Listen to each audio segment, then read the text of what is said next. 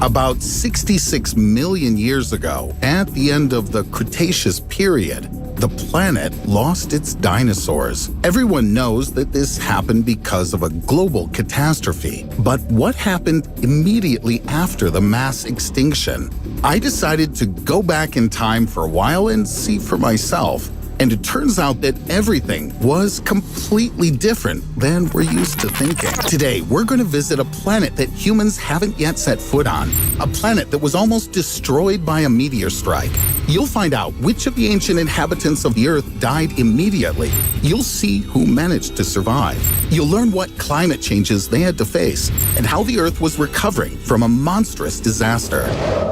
At the end of the Mesozoic era, a huge asteroid or comet crashed into the Earth. Scientists are still arguing about this. The diameter of this celestial body was anywhere from 11 to 80-odd kilometers, or from 7 to 50 miles. That is, on average, it might have been the size of the city of Washington, D.C. When one edge of the asteroid had already hit the ground, the other end was still higher than the flight zone of the Boeing 747. Such a collision couldn't pass without a trace. The asteroid left behind a giant crater. It covered half of the Gulf of Mexico, and no wonder. The crater has a diameter of 150 kilometers, or 93 miles, and a depth of about 20 kilometers, or 12 miles. This wasn't the first collision between our planet and a celestial body, but it has become one of the largest. The world changed in an instant. The impact caused mega tsunamis with a height of more than 100 meters, or 330 feet, that reached the territory of modern-day Texas and Florida. Other sources indicate a height of 300 meters, or 985 feet. That's, for example, the height of the Eiffel Tower. And some claim that the first wave rose up to 1.5 kilometers, or 9/10 of a mile tall. 5 Eiffel Towers. The asteroid displaced so much water from the ocean that huge waves crashed on the coastline for 10 hours. And this isn't even the worst-case scenario. If the impact had been deeper, the tsunamis would have been even taller. The explosion that occurred when the celestial body fell was about 100 million times more powerful than the famous thermonuclear Tsar Bomba. Forests within thousands of kilometers or hundreds of miles were destroyed in just a second. Some scientists believe the explosion was equivalent to 100 trillion tons of TNT. It was enough to destroy the coastline, cause 12-point earthquakes and landslides all the way to Argentina. And these, in turn, caused new tsunamis, a real chain of horror. Impossible to survive if you found yourself in its path. But this was only the beginning of the disaster. The energy with which the asteroid crashed into the Earth was enough to set fire to the landscape within a radius of 1,500 kilometers, or 930 miles. Even huge dinosaurs like Diplodocus died. Those that weren't hit by the explosion or fire were dragged away by the retreating wave. Tiny particles of rock and other fragments were thrown high into the atmosphere.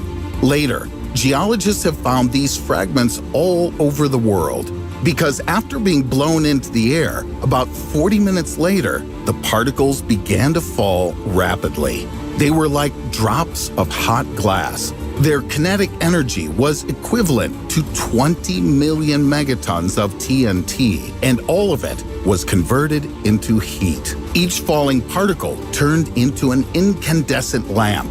Together, they quickly warmed up the atmosphere, and the Earth became a real hell. The vast majority of dinosaurs and many other terrestrial organisms were in the affected area. After avoiding a tsunami or earthquake, they likely died after a few hours from intense heat. The planet, previously covered with forests, almost instantly caught fire. About 75% of living things were destroyed, including any mammal weighing more than 25 kilograms or 55 pounds.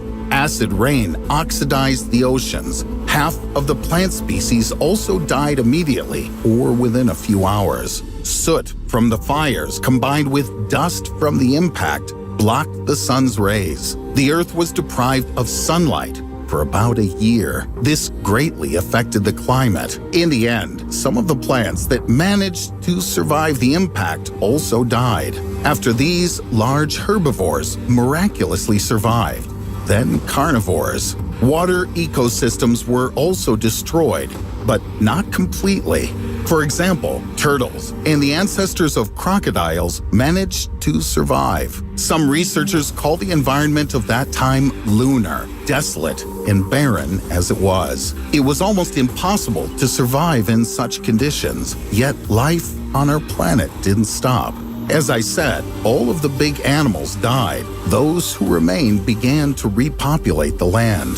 The foraminifera were the first to recover. These are single-celled organisms that appear in the crater a few years after the impact. Then the ferns awoke. In just a millennium, they were able to expand and occupy almost all of the space that was left. But large mammals faced different conditions. There wasn't enough food. Therefore, only small animals weighing no more than 600 grams, or 1 3/10 of a pound, roamed among the ferns. There were just a few flowering plants and nutritious seeds in the world. But after 100,000 years, mammals returned to the size of a raccoon. The ferns were replaced by palm forests. There was more food. The world was gradually returning to normal. 200,000 years later, the so-called palm period was replaced by the period of pecan pie. Of course, no pies were prepared then, but there were nut-like plants. This means that there was much more nutritious food. Mammals took advantage of this. The diversity of species increased by about 3 times. The largest individuals reached 25 kilograms or 55 pounds. This is the weight of a fairly large beaver or gazelle. It seems that mammals evolved along with plants. Finally, about 700,000 years later, there were beans. And this is much more important than it seems at first glance.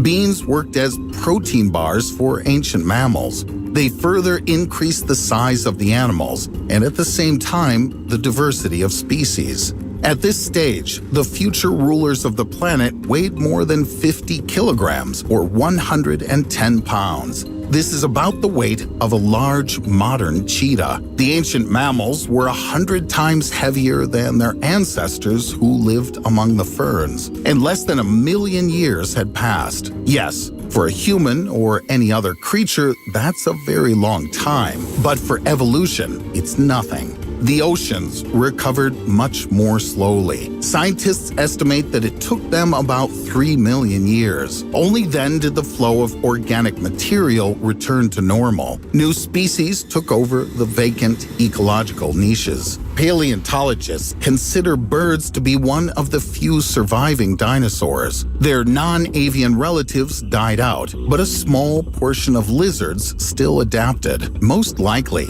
their ability to dive, swim, or seek shelter in water and swamps helped them. Many bird species can build nests on the ground. All of this helped their ancestors cope with the horror that was happening around them. As a result, life on Earth returned to normal.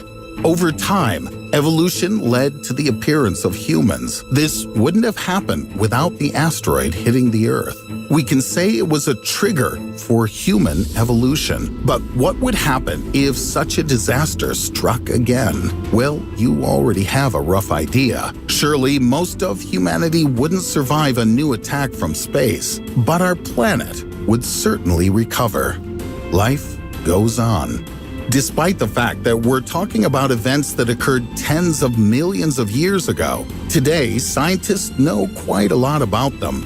This was made possible by fossils, as well as various samples of earth and stones. For example, from the bones of ancient mammals and lizards, scientists have learned when the age of dinosaurs ended. It took a long time to figure this out. If you liked the video, give it a thumbs up. Don't forget to subscribe to the channel if you haven't already. And click on the bell to receive timely notifications of new, interesting videos that are waiting for you ahead.